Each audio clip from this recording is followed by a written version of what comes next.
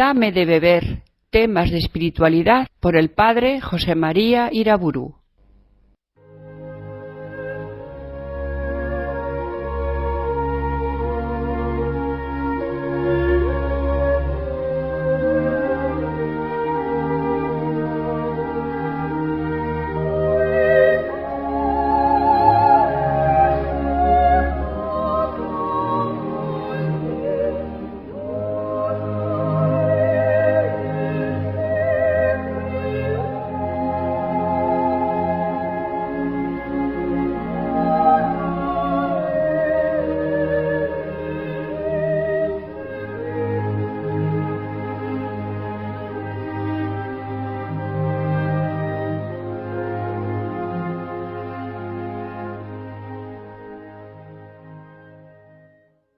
En el nombre del Padre, del Hijo y del Espíritu Santo.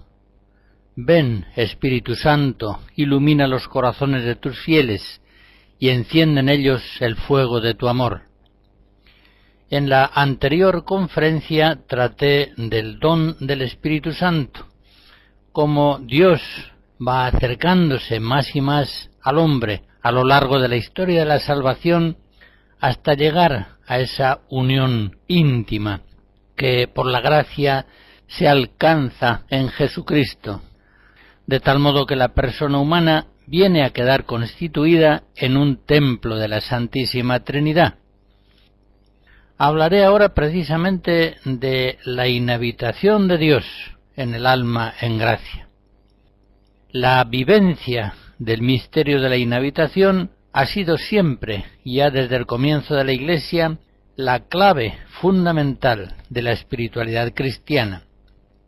En la anterior conferencia consideré ya este misterio de gracia en San Pablo. Recordábamos cómo él todas las dimensiones de la vida cristiana, la fe, la caridad, la oración, la acción apostólica, todas las ponía en referencia a esa presencia y acción de Dios en el alma. Pero veamos esto mismo en San Ignacio de Antioquía, aquel obispo sirio que escribe hacia el año 107 unas cartas preciosísimas camino de Roma, camino del martirio. Él se da a sí mismo el nombre de Teóforos, portador de Dios, y nombres semejantes da también a los fieles cristianos. Les llama Teóforoi, Cristóforoi, Agióforoi, portadores de Dios, portadores de Cristo, portadores del Santo. Fíjense en este texto precioso de su carta a los Efesios, en el capítulo 15. Obremos siempre, viviendo conscientemente su inhabitación en nosotros, siendo nosotros su templo, siendo Él nuestro Dios dentro de nosotros, como realmente es, y se nos manifestará si le amamos como es debido. Otro altísimo ejemplo de captación espiritual de la presencia de Dios en el hombre lo hallamos en San Agustín. Él en las Confesiones narra cómo buscaba a Dios en las criaturas y cómo ellas le dieron algunas referencias muy valiosas para encontrarlo. Pero nos dice cómo por fin encontró a Dios en sí mismo. Escribe: Él está donde se gusta la verdad, en lo más íntimo del corazón. Y prorrumpe en esa exclamación preciosa que se ha hecho ya clásica en la historia de la espiritualidad: tarde te amé, hermosura tan antigua y tan nueva, tarde te amé.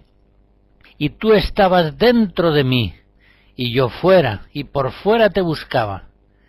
Tú estabas conmigo, pero yo no estaba contigo. Me retenían lejos de ti aquellas cosas que, si no estuviesen en ti, no tendrían ser. Tú estabas dentro de mí, más interior a mí que lo más íntimo mío. Interior íntimo meo. quiero fijarme también en Santa Teresa de Jesús. Ella alcanza las más altas experiencias de la inhabitación en el culmen de su vida espiritual, cuando recibe de Dios la mística unión transformante con Él. Ella da de la inhabitación de la Trinidad en el alma testimonios y descripciones realmente impresionantes, como cuando en aquella cuenta de conciencia dice: estando con esta presencia de las tres personas que traigo en el alma, era con tanta luz que no se puede dudar el estar allí, Dios vivo y verdadero. Santa Teresa, antes de llegar a estas alturas espirituales, creía en la inhabitación de la Trinidad, creía en esta presencia, pero no la sentía, no tenía de ella una experiencia consciente, gozosa. Ahora, cuando Dios le ha traído a estas altas cumbres de la vida espiritual, quiere dar a sentir esta presencia. Y es una presencia que trae tantos bienes que no se pueden decir, en especial que no es menester andar ya a buscar consideraciones para conocer que está allí Dios, y esto es casi ordinario. Quiere decir con esto que ni trabajos, ni ocupaciones, ni negocios le hacen perder al alma la conciencia de esa divina presencia. Captar en sí la presencia divina es algo que la levanta sobre todo el mundo creado. En una cuenta de conciencia escribe: me mostró el Señor por una extraña manera de visión intelectual, quiere decir con esto sin imágenes, cómo estaba el alma que está en gracia, en cuya compañía vi la Santísima Trinidad por visión intelectual, de cuya compañía venía al alma un poder que señoreaba toda la tierra. Y en diversas cuentas de conciencia, así como en las séptimas moradas, dice Santa Teresa que captar en la propia alma esa gloriosa presencia trae inmensos bienes, un gozo indecible de verse hecha una sola cosa con Dios, un extraño y completo olvido de sí mismo, un ardiente celo apostólico, una gran paz inalterable, un gran silencio interior, aunque a veces, dice la santa, no falta cruz. Antes, dice en una cuenta de conciencia, yo solía ser muy amiga de que me quisiesen bien, y ya no se me da nada, antes me parece en parte, me cansa. En muy grandes trabajos y persecuciones y contradicciones que he tenido, me ha dado Dios gran ánimo, y cuando mayores, mayor. En fin, sigue diciendo la santa, no me parece que vivo yo, ni hablo, ni tengo querer, sino que está en mí quien me gobierna y da fuerza, y ando como fuera de mí. Contemplaré también en San Juan de la Cruz la inhabitación de Dios en el alma.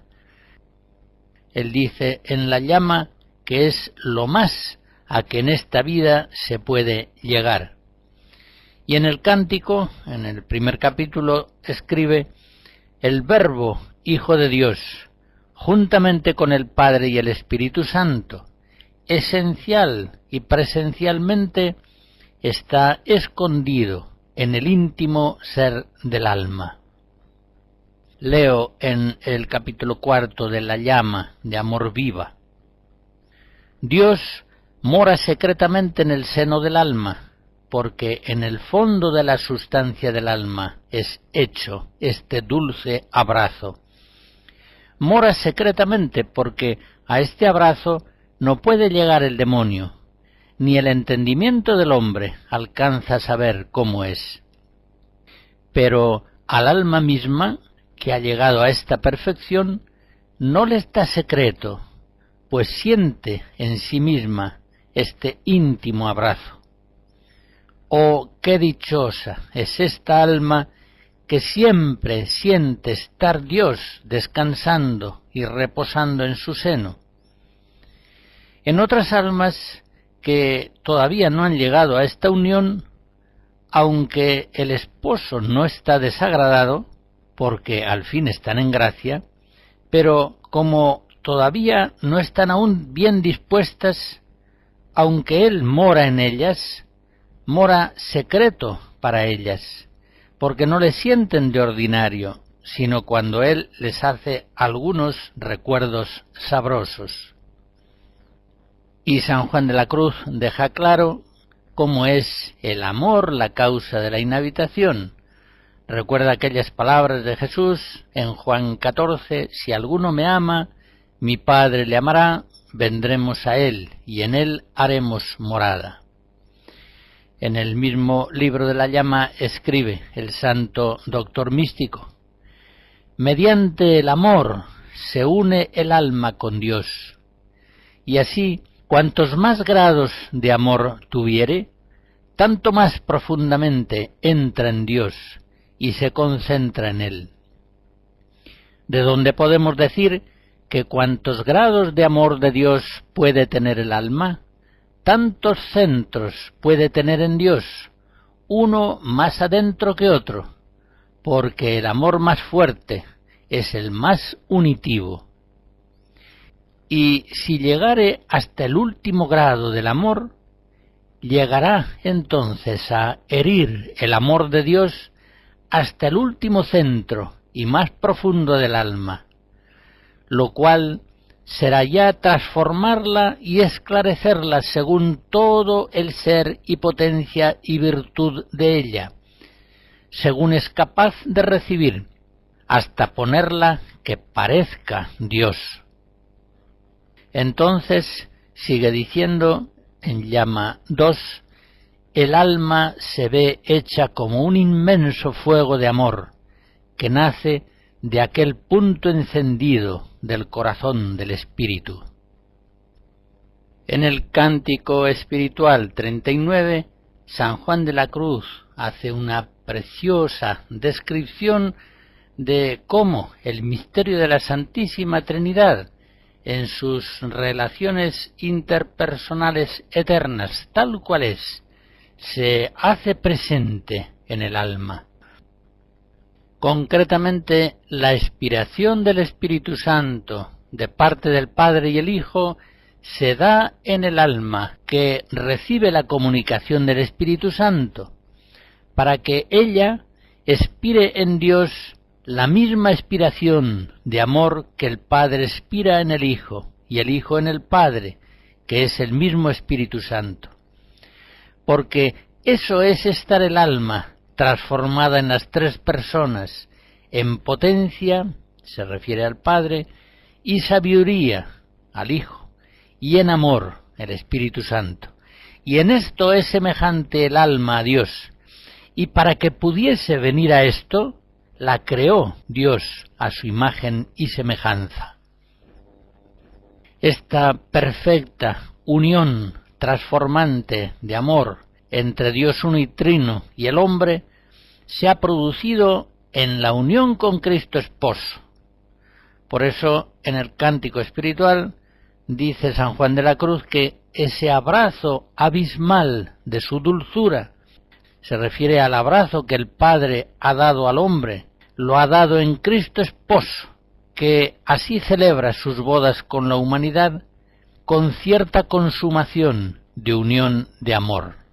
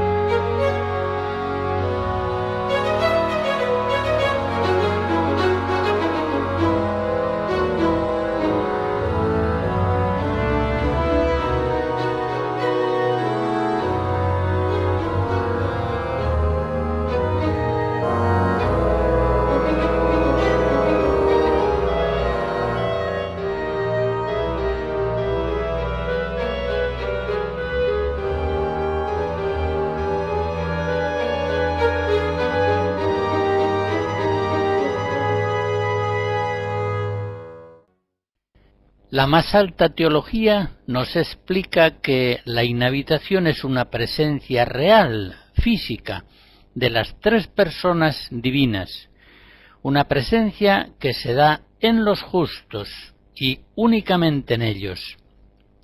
Por tanto, es una presencia que se da en las personas que están en amistad con Dios, que están en su gracia.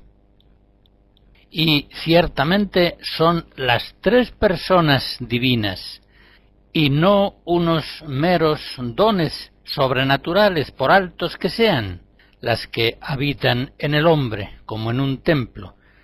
Son las mismas personas de la Santísima Trinidad las que se hacen presentes en el hombre. Ahora bien, para que la presencia de Dios se dé en el hombre, es necesaria la producción divina en él de la gracia creada. Por tanto, la gracia increada, esto es la inhabitación, y la gracia creada son inseparables. En otra conferencia trato más detenidamente de estos temas de gracia.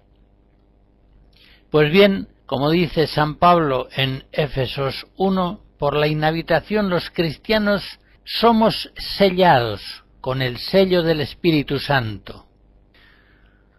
Efectivamente, la imagen de Dios, tal como Él es verdaderamente, se reproduce en nosotros por la aplicación que las personas divinas hacen de sí mismas inmediatamente en nosotros. Por eso San Agustín decía que el Espíritu Santo viene a ser alma de nuestra alma. Y una doctrina semejante la encontramos en el Vaticano II, en la Lumen Gentium 7, cuando se dice que el Espíritu Santo vivifica a los cristianos al cuerpo místico de Cristo, de tal modo que su oficio pudo ser comparado por los santos padres con la función que ejerce el principio vital o alma en el cuerpo humano. Cuando Santo Tomás trata en la Suma del misterio de la inhabitación de la Trinidad en el hombre, lo explica en clave de conocimiento y de amor. Explica, pues, la inhabitación en términos de amor mutuo, de amistad la más íntima y profunda. Y sigue con esto la tradición antigua, especialmente iniciada en San Agustín. Y así escribe: el especial modo de la presencia divina propio del alma racional consiste precisamente en que Dios está en ella como lo conocido está en aquel que lo conoce, y como lo amado está en el amante. Y porque conociendo y amando el alma racional aplica su operación al mismo Dios, por eso, según este modo especial, se dice que Dios no sólo es en la criatura racional, sino que habita en ella como en su templo. Como antes señalé de paso, el cristiano carnal, aunque está en gracia y goza por tanto de la inhabitación de la Santísima Trinidad, apenas es consciente de esa presencia de Dios en él. Es el cristiano espiritual el que capta habitual y claramente la inhabitación de Dios en su alma. Se cumple aquí aquella palabra de Cristo, Mateo 5, los limpios de corazón verán a Dios. Por eso, cuando el ejercicio ascético de las virtudes se perfecciona en la vida mística de los dones del Espíritu Santo, entonces es cuando el cristiano vive su condición de templo de la Trinidad Divina con una conciencia que ya es cierta y es habitual, continua. El gran teólogo dominico Juan de Santo Tomás lo explica diciendo: supuesto ya el contacto y la íntima existencia de Dios dentro del alma, Dios se hace presente de un modo nuevo por la gracia como objeto experimentalmente cognoscible y gozable en ella misma. Y es que a Dios, sigue diciendo, no se le conoce solamente por la fe, que es común a los creyentes, justos o pecadores, sino que se le conoce también por el don de sabiduría, que da un gustar y un experimentar íntimamente a Dios.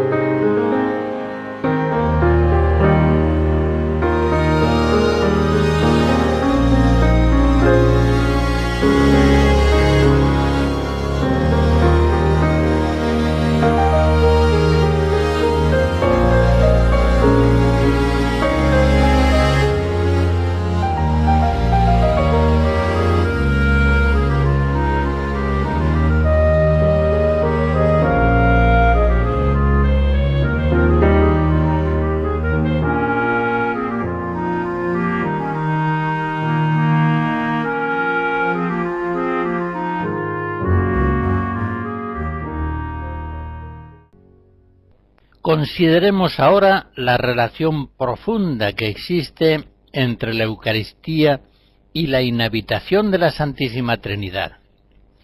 Jesucristo es, en la Eucaristía, la causa de la inhabitación de la Trinidad en los fieles. Él mismo lo dice claramente en Juan 6. Yo soy el pan vivo bajado del cielo. El que come mi carne y bebe mi sangre, habita en mí y yo en él. En esas palabras se expresa claramente que la Eucaristía es para la inhabitación. La presencia real de Cristo en la Eucaristía tiene como fin asegurar la presencia real de Cristo, de la Santísima Trinidad en los justos, por la inhabitación. Lo que voy a decir ahora puede parecer sorprendente, pero es verdad. La presencia del Señor en los cristianos por la inhabitación es aún más excelente que su presencia en la Eucaristía. Y podemos argumentar esta afirmación con varias razones. En primer lugar, la Eucaristía está finalizada en la inhabitación. El Señor se hace presente en el pan eucarístico para hacerse presente en los mismos fieles. Y por otra parte, la inhabitación hace al cristiano idóneo para la comunión eucarística. Sin esa presencia de Dios en nosotros, no podemos acercarnos a la Eucaristía. En segundo lugar, en la Eucaristía el pan pierde su autonomía ontológica propia, deja de ser, para convertirse en el cuerpo de Cristo. Ya no hay pan, solo queda su apariencia sensible. Por el contrario, en la inhabitación, el prodigio del amor divino es aún más grande. El Señor se une al hombre profundísimamente, dejando sin embargo que éste conserve su propio ser, sus facultades y potencias humanas. La inhabitación no hace que el cristiano deje de existir. En cambio, la Eucaristía hace que el pan deje de existir.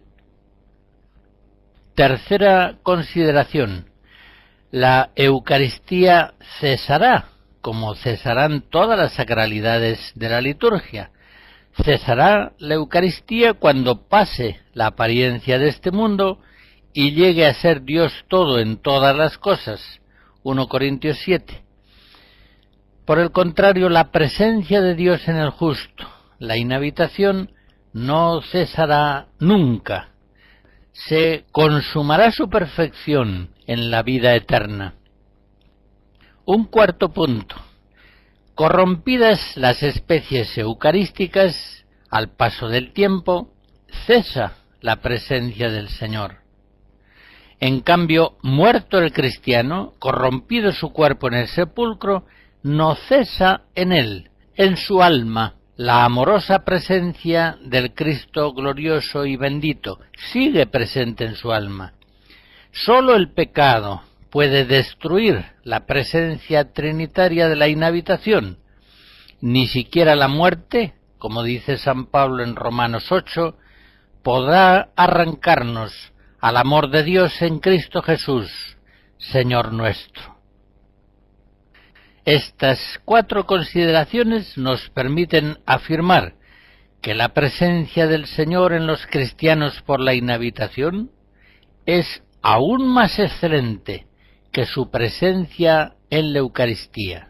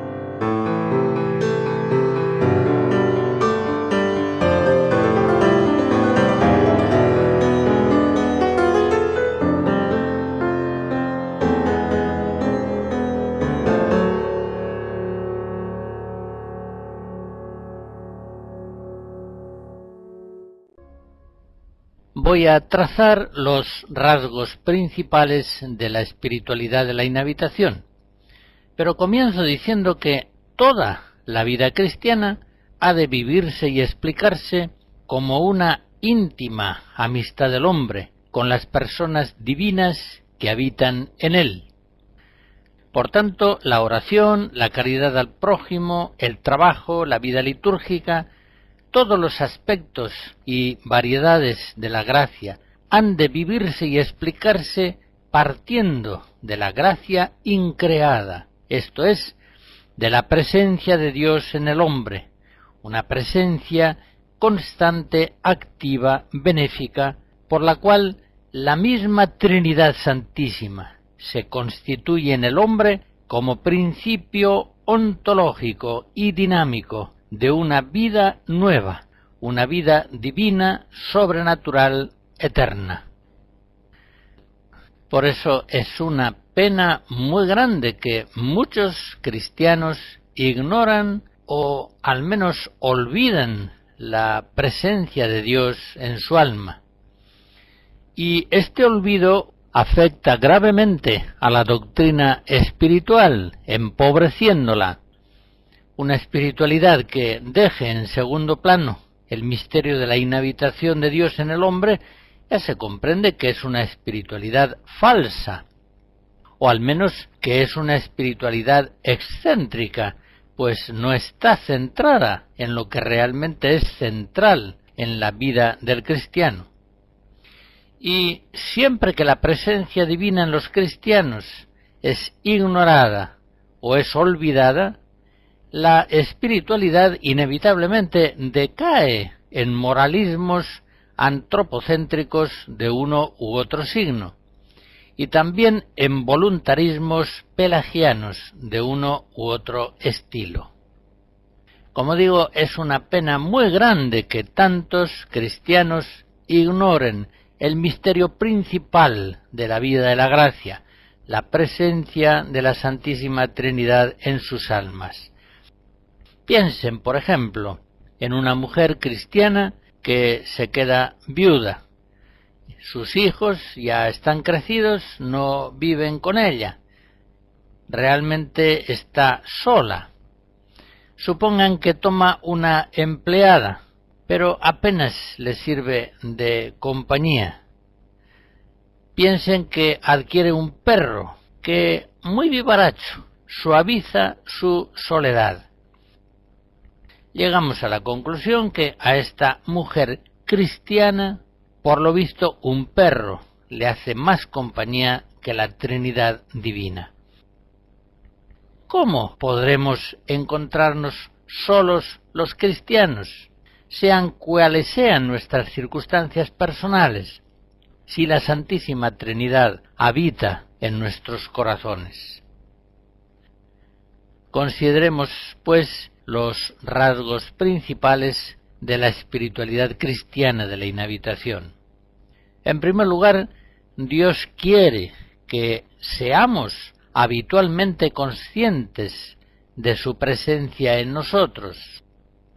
Él no ha venido a nosotros como dulce huésped del alma para que habitualmente vivamos en la ignorancia o en el olvido de esa su amorosa presencia. Por el contrario, como dice San Pablo en 1 Corintios 2, nosotros hemos recibido el Espíritu de Dios para que conozcamos los dones que Dios nos ha concedido. En Juan 4, el Señor le dice a la samaritana: si conocieras el don de Dios. Pues bien, nosotros a los cristianos habríamos de decirles: si conocierais el don de Dios supremo es la inhabitación de la Santísima Trinidad en el alma. Ya no soy yo solo, somos cuatro, el Padre, el Hijo, el Espíritu Santo y yo. El don supremo del cual proceden todos los dones de gracia en la vida cristiana es la presencia de la Trinidad divina en nuestros corazones. En segundo lugar, la inhabitación fundamenta la conciencia de nuestra dignidad de cristianos. Nuestro Señor Jesucristo en la última cena nos asegura que aquel que ama a Dios y guarda sus mandatos permanece en Dios y Dios en él. Esta es la grandeza suprema de la vocación cristiana. Por eso podemos decir que entre el pecador privado de la presencia de Dios y el justo que goza de esa presencia de inhabitación hay un salto ontológico cualitativo, una distancia mucho mayor que la existente entre el justo y el bienaventurado del cielo, pues entre estos hay una esencial continuidad. Ya el justo en este mundo tiene la vida eterna, como dice Jesús en Juan 6.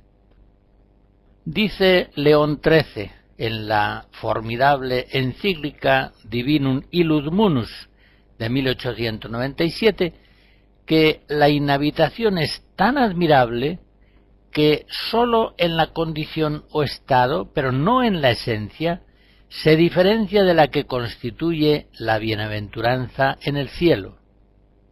Por eso, cuando oímos hablar de la dignidad de la persona humana, desde mentalidades materialistas, ateas, ajenas a la fe cristiana, es inevitable que surja en nosotros una actitud de desconfianza.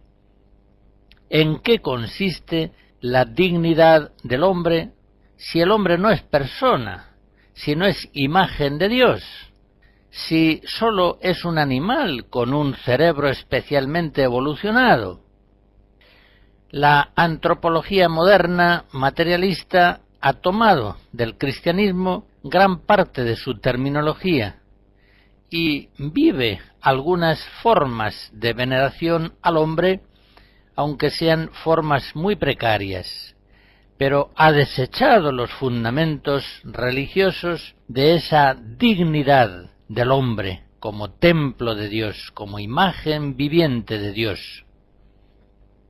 Ahora bien, sin la fundamentación absoluta de la dignidad del hombre en la fe cristiana, en la inhabitación de la Trinidad, ¿qué objeción seria puede ponerse al aborto, a la eutanasia o a los más variados experimentos eugenésicos para mejorar la especie, purificando a la humanidad de las razas inferiores?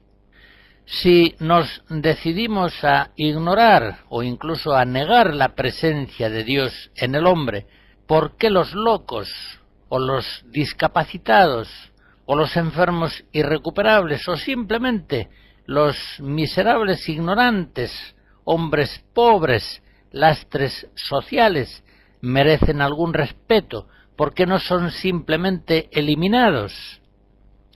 Si Dios no está en el corazón del hombre, ¿por qué los ricos han de solidarizarse con los pobres para elevar su miserable condición humana?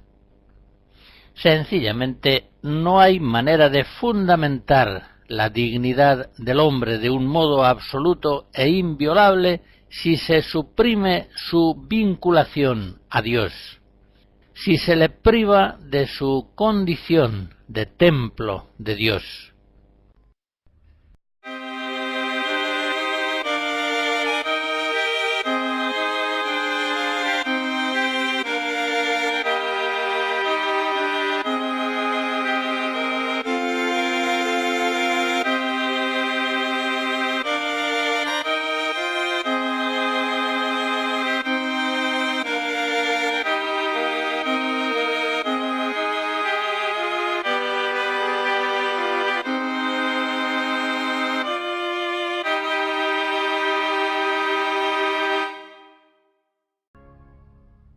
Un tercer rasgo importante de la espiritualidad de la inhabitación, el horror al pecado. Se puede decir que en la medida en que un cristiano crece en la conciencia de la inhabitación, en esa medida siente en su corazón horror, espanto ante la posibilidad de pecar, de ofender a las personas que habitan en él. San Pablo, cuando quería apartar a los corintios del vicio de la fornicación, precisamente les recordaba que eran templos de Dios. En 1 Corintios 3 les dice: ¿no sabéis que sois templos de Dios y que el Espíritu de Dios habita en vosotros? Si alguno profana el templo de Dios, Dios le destruirá a él, porque el templo de Dios es santo, y ese templo sois vosotros. Y pensemos que en este caso concreto el apóstol no está haciendo esas consideraciones a cristianos de una vida espiritual muy alta, sino que las dirige a cristianos carnales, principiantes, llenos de deficiencias. Así se ve que el apóstol considera a los corintios en 1 Corintios 3. Un cuarto rasgo. La conciencia de la inhabitación conduce a la oración continua, a guardar la presencia de Dios de una manera constante. Enseña a vivir siempre en la presencia de Dios. Y también tendríamos que decir a la inversa que la oración continua, la repetición de ejaculatorias, ayuda mucho a captar el misterio de la inhabitación de la Trinidad en nuestros corazones.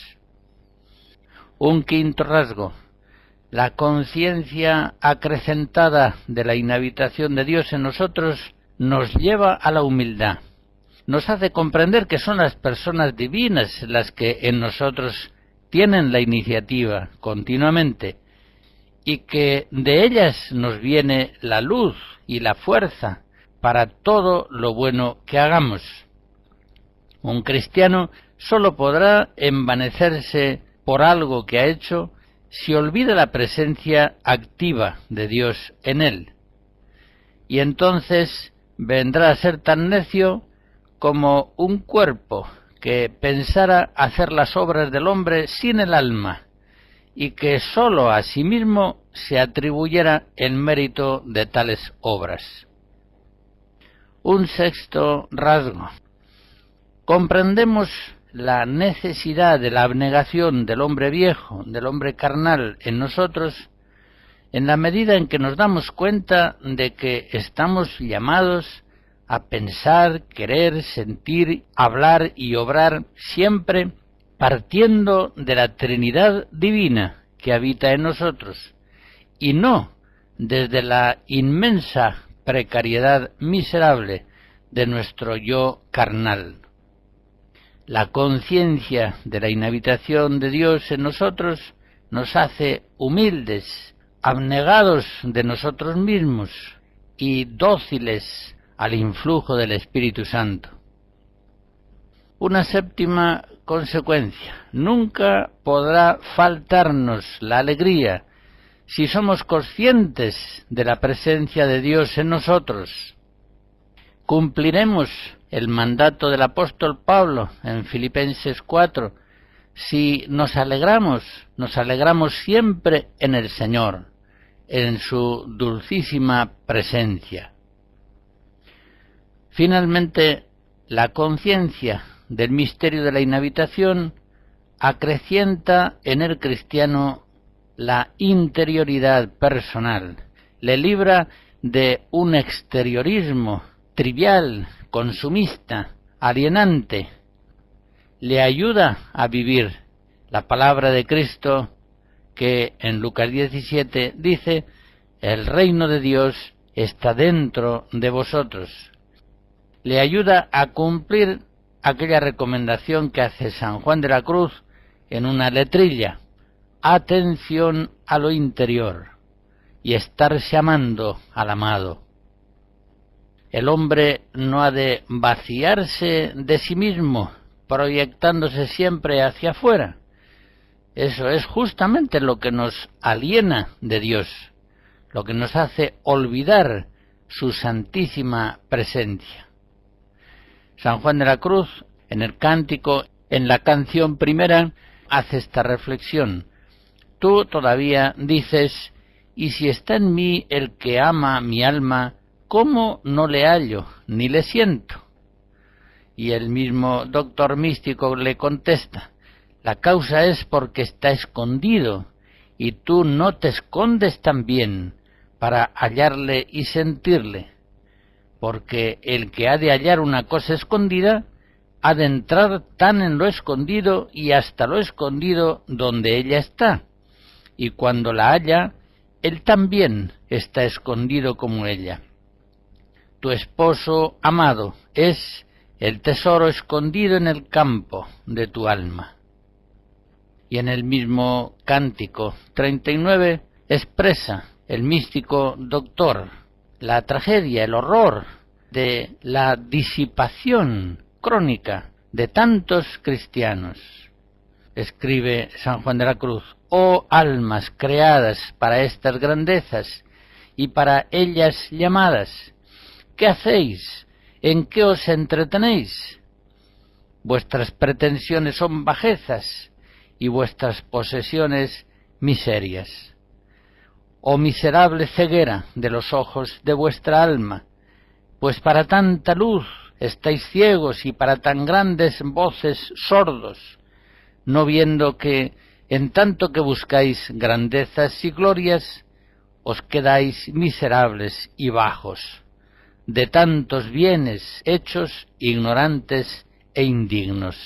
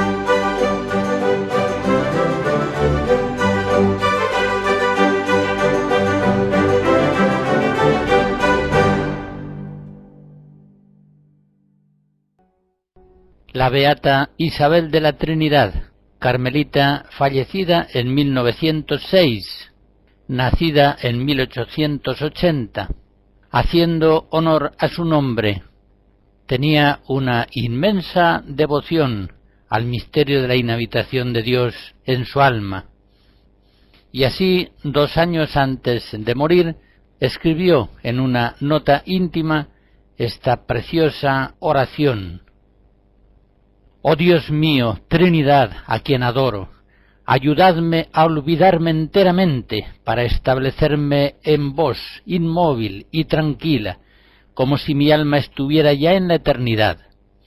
Que nada pueda turbar mi paz, ni hacerme salir de vos, oh mi inmutable, sino que cada minuto me haga penetrar más en la profundidad de vuestro misterio. Pacificad mi alma, haced de ella vuestro cielo, vuestra morada amada y el lugar de vuestro reposo. Que no os deje allí jamás solo, sino que esté allí toda entera, completamente despierta en mi fe, en adoración total, completamente entregada a vuestra acción creadora. Oh mi Cristo amado, crucificado por amor, quisiera ser una esposa para vuestro corazón, quisiera cubriros de gloria, amaros hasta morir de amor, pero siento mi impotencia y os pido os dignéis revestirme de vos mismo. Identificad mi alma con todos los movimientos de la vuestra, sumergidme, invadidme, sustituidme, para que mi vida no sea más que una irradiación de vuestra vida. Venid a mí como adorador, como reparador y como salvador. Oh Verbo eterno, palabra de mi Dios, quiero pasar mi vida escuchándoos, quiero hacerme dócil a vuestras enseñanzas, para aprenderlo todo de vos, y luego, a través de todas las noches, de todos los vacíos, de todas las impotencias, quiero miraros siempre y permanecer bajo vuestra gran luz. Oh astro amado, fascinadme para que no pueda ya salir de vuestra irradiación. Oh fuego consumidor, espíritu de amor, descended a mí, para que se haga en mi alma como una encarnación del Verbo, que yo sea para él una humanidad complementaria, en la que renueve todo su misterio. Y vos, oh Padre eterno, inclinaos hacia vuestra pequeña criatura, cubridla con vuestra sombra. No veáis en ella más que al amado, en quien vos habéis puesto todas vuestras complacencias. Oh mistress, mi todo, mi bienaventuranza, soledad infinita, inmensidad donde me pierdo.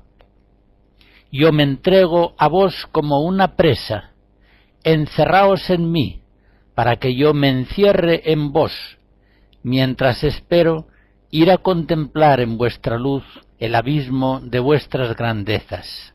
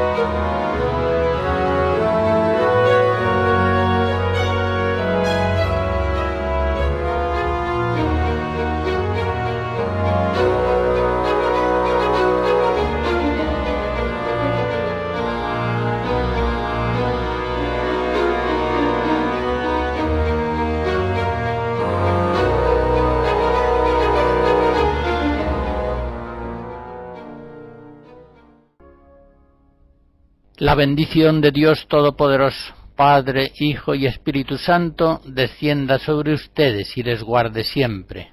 Amén.